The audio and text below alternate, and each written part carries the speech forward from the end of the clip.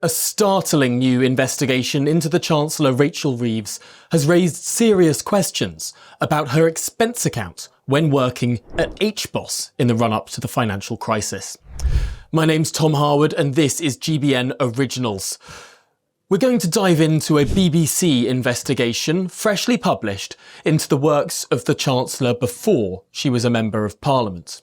Now, of course, we all know for a time Rachel Reeves worked for the Bank of England, but then moving up to HBoS, which of course was Halifax Bank of Scotland before it was broken up in the global financial crisis. She moved to their office in Leeds for a regional job. She has previously been accused of overemphasising her title at that job as an economist rather than working in retail banking, as her CV now states publicly.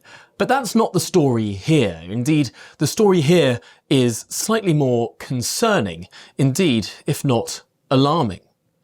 What the BBC appears to have found is that they've corroborated a number of accounts that there was some sort of investigation into Rachel Reeves and two other managers at HBoS in Leeds, into their expense accounts, into what they were buying on their expenses, whether it was dinners, taxis, some of these not specifically related to work is the allegation, and indeed gifts for each other.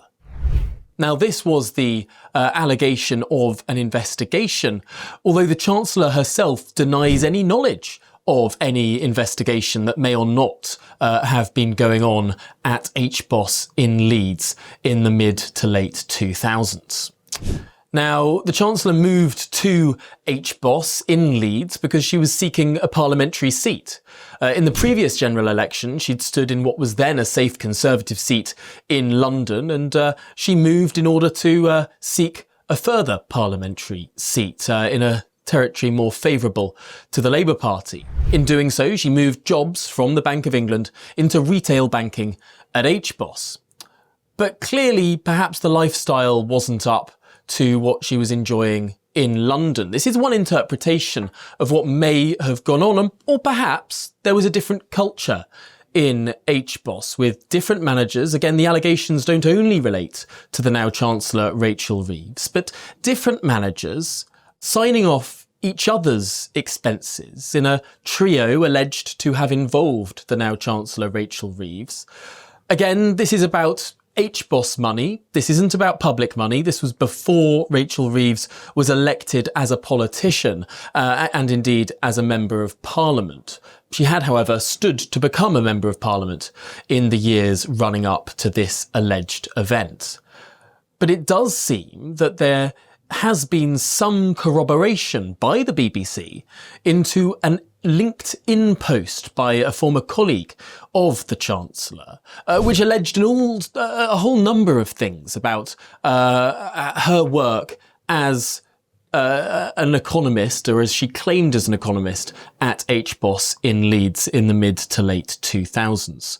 First, of course, we learnt that she was not an economist at HBoS, and instead at Halifax Bank of Scotland she worked in retail banking. But now further and perhaps more concerning elements have risen up. What exactly was going on with the Chancellor's expense account? So far, we have the line out of the Treasury that the Chancellor simply was unaware of any investigation, that is, if even there was any investigation. But we're not hearing much more from the Treasury, from the number 11 Downing Street press office, about any of this update. So we're going to have to ask more questions of the Chancellor.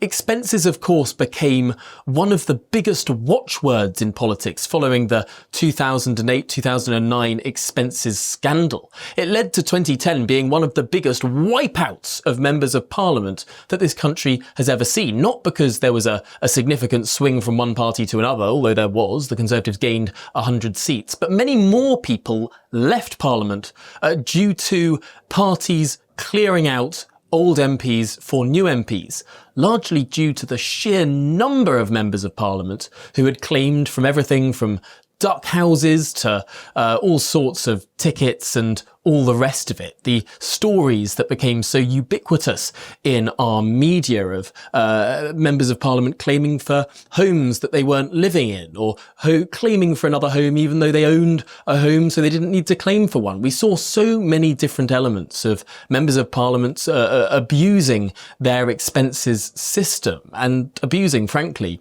the taxpayer. That led to serious reform in how MPs approach their expenses, and it must be stressed that the Chancellor Rachel Reeves has not come under fresh allegations of any impropriety when it comes to her expenses as a Member of Parliament. This is about her expenses when she worked for a private company, the bank HBoS. But it does tie into this story, and this is why it might be so politically damaging. If indeed there was an investigation into Rachel Reeves, and if indeed, as the allegations published by the BBC were to suggest that the Chancellor had been using expenses money at the bank to pay for taxis, lavish restaurants, gifts for her and her friends, there are question marks over whether that is an appropriate use of company money. Those are questions for, well, HBoS doesn't exist anymore. It, of course, was broken up in the wake of the global financial crisis and what was briefly termed the credit crunch. But these questions will remain, and no doubt we will see more people asking these questions of the Chancellor, who has had to update her CV, at least on the website LinkedIn, now on more than one occasion. Because something else the BBC found in their investigation into Rachel Reeves' time before becoming a Member of Parliament, well, it looked into how long she actually spent working at the Bank of England. She's said in speeches in recent years that she had worked at the Bank of England for, and I quote, a decade. She said she'd worked as an economist in the Bank of England for a decade. Yet now we learn that it was less than that. It was less than half a decade, according to some reports. It had been exaggerated into 6 years and then a decade in various speeches that the Chancellor had given. So there are question marks raised over the veracity of the Chancellor's CV. There are question marks raised over a whole host of elements of this story. And many people will be asking, frankly, what is the truth here? Clearly, the BBC believes that there is something to dig into, and questions have been raised in their thorough investigation. But we don't yet know precisely what was going on. The Chancellor may well say that, yes, she did sign off expenses for some of her colleagues, but it was all within the rules. Of course, we don't know if that's what she will say because we haven't heard a full throttled statement from the Chancellor yet. But there are questions to ask that, is it an appropriate thing to do to not follow the spirit of the rules, even if you follow the letter of the rules? There are some suggestions that there were no explicit rules against gifts being purchased with a company expense account. But just because there are no explicit rules against something, does that mean that it's the right thing to do? Big questions to be asked there on propriety and frankly, on ethics too. Of course, none of this is to impugn the Chancellor. We don't know the clear truth yet. This is early days in a story that is only just unfolding. But it is a story that does feed into a sense from the British public that politicians haven't always been straight, particularly when it comes to financial matters. We've seen many, many members of parliament have to apologise, have to pay back expenses, and frankly, get thrown through the media over the course of that time. Could it be that an expenses scandal that predates the MP's expenses scandal could now be beginning to rear its head? Well, as I say, we're at the very start of this story. There may well be more to come on it, and we're going to continue to follow this one incredibly closely here at GB News. No doubt the Chancellor does have more questions to answer, and we'll be following them every step of the way.